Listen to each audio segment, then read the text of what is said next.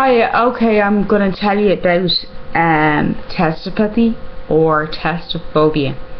It's something that occurs to very few people in the world today. I can't say its exact definition. The only thing I can think it's a damage of I don't know what it is exactly.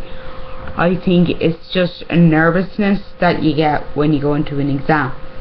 Now, the difference between testopathy or testophobia and panic attacks, which is what my mother always thought I was having to deal with, for the last 10 years of my life. She said, "You're just having a panic attack, don't worry about it. Take a few deep breaths in, deep breaths out, you'll be grand, don't worry about it."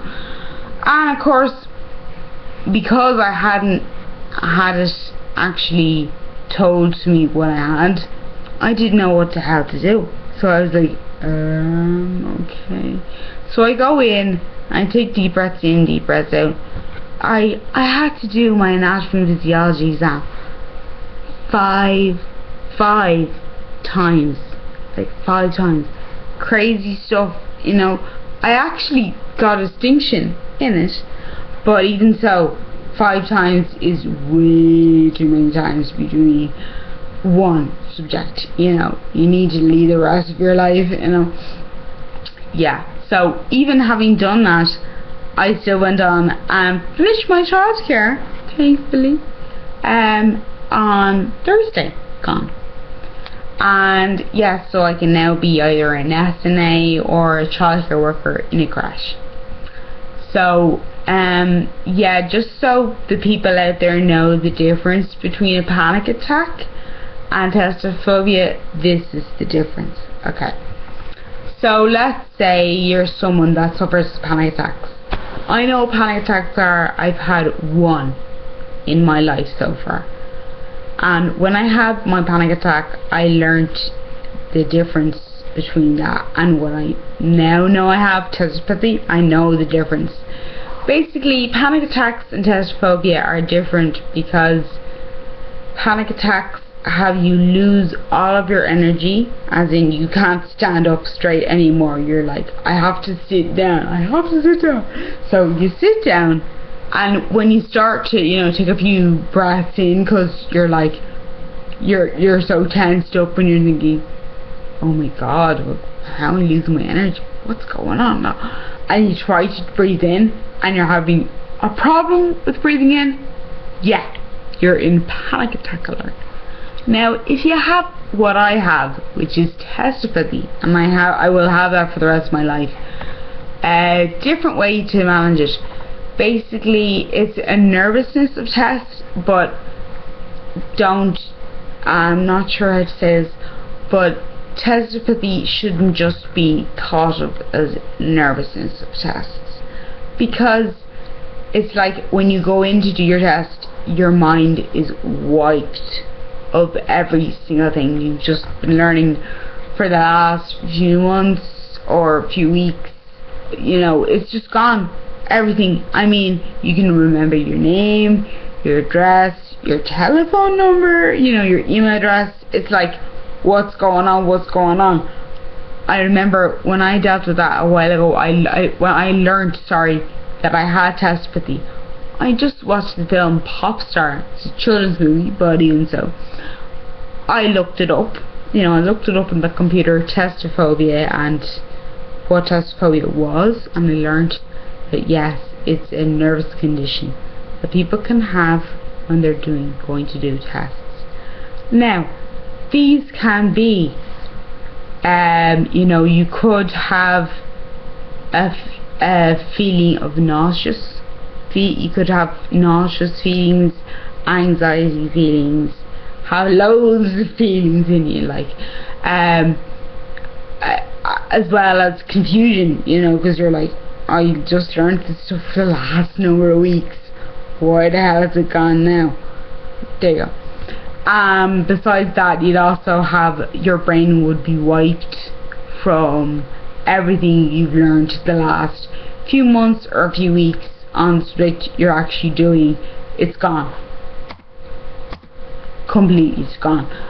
So when you actually do the test, I suggest to you, because I've done a few tests the last few years, and I've done really well on them, and I have to be very thankful to, besides my teacher Antoinette Farrell and Dave Farrell, also to my mom, Rita Mary Bolton. She was a great person to help me out, as in basically making sure that I was alright the next day. Basically, I went about taking a drink of chamomile tea in the morning of my exam. Then I was told by my mum and my sister, my older sister, to, when I was going into the college, to actually take 3 deep breaths in and 3 deep breaths out. So I did that, and then when I actually went into the exam room and sat down, I took another 3 deep breaths in and 3 deep breaths out, and then I opened the paper, did the same thing, took 3 deep breaths in and 3 deep breaths out. Now, just so you know, every single time I took a deep breath in and deep breath out, I said to myself, I know I can do this, because I have been studying for weeks, months even, so I knew I could do it. And basically reassuring myself like that, it had me sorted, because I mean, when I came out of my last anatomy physiology exam with Dave McKenna, I actually was delighted when I heard 2 weeks later that I had gotten a distinction. Yeah, I got a distinction in my anatomy and physiology exam. So, you know, couldn't be more happier. And then when I did my other tests, I went about doing the things the same way, and yeah, great results there. I passed all of my S&A modules. I got a distinction in my play and education module in childcare. So I was delighted. I couldn't be happier. And thing is, I couldn't have done it without the people that helped me out. So just, if you're going to do your tests, and if you have any feelings like, well, besides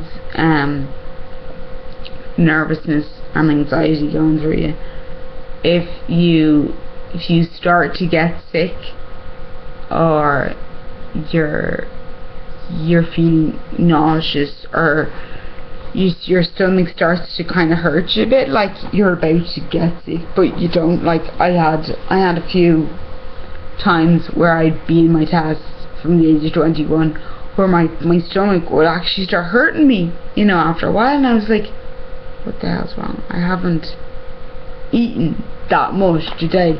Why the hell is my stomach hurting me? You know, confusion. Yeah, that's what it was. I learned about testophobia last year, or no, it wasn't last year, sorry, it was this year, and I learned about it from looking at a site. I learned about it from looking at a site about testophobia. I said, you know, I was looking to see if I could find out what causes it, you know, and it was just very simple. It's like, if you have, you know, problems with, you know, anxiety, stress, emotional, like if you're really sad over a loss of someone, you know, or if you're getting sick a lot, you know, that is actually kind of part of it, as well as losing the ability of being able to consciously be able to read a very, very clear sentence of what is, what was it like? If it says something to you like, name how many children can be in the same room as 2 teachers, you know, and if you're looking at it And if you've done all your study and you're just like, geez, you know, I can't remember, yeah, then you should probably go back and, you know, take another look. But I'd really tell you, don't worry about it, because on the day of your exam, when you go in and you do them, if you do have testophobia like I have, you will, when you go into the exam and start to do your exam, like when you calm your mind that morning with taking the chamomile tea, and then you've taken your breaths, and you've also been saying to yourself for the last while, oh, I can do this, I know I can, you know, I've been studying for ages, you'll do fine. Don't worry about it, okay? You will do very well. You'll pass, which is really all you need to get in at the end of the day. Anyway, right, so just so you guys know what the story is, okay, with testophobia, and for you, to help you learn what the word is as well, because I didn't know what it was either for the last 29 years of my life, so it's a new thing for me.